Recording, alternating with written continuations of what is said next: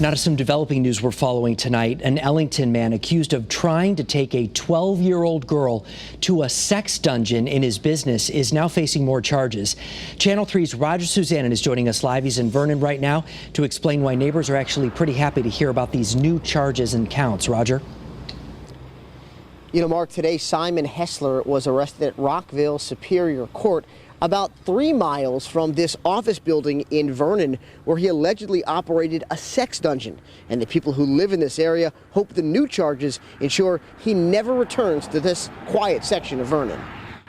Simon HESSLER is gone from this Vernon neighborhood, but as long as his old business sits vacant here, people who live nearby will still feel his presence. Sometimes in the morning, I just catch myself looking at it and thinking about what happened and what I found out. BRITTANY DYER, who lives 2 doors down, remembers last November when police searched the building, and she learned HESSLER, who lived in Ellington, was arrested.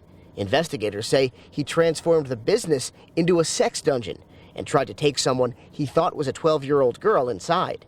An investigative report describes what appeared to be an elaborate sadomasochism room with multiple beds with whips and chains and handcuffs on the walls, no apparent windows, multiple large beds, and wooden carpentry-type sawhorses, and a heavy metal cage with a padlock. Ever since then, I lock my doors every night. HESSLER, who had been arrested at the Manchester hotel he owned, has been in jail since last November, facing more than 10 felonies and a possible life sentence.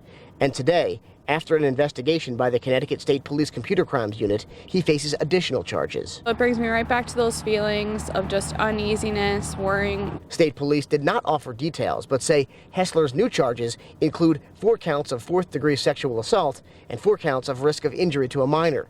BRITTANY still loves her neighborhood, but she can't look 2 doors down without seeing Simon HESSLER's mugshots in her mind. I've always felt safe here.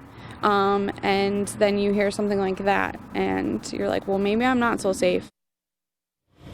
Now, HESSLER's new charges have added $75,000 to his bond amount, which now totals nearly $1.1 million.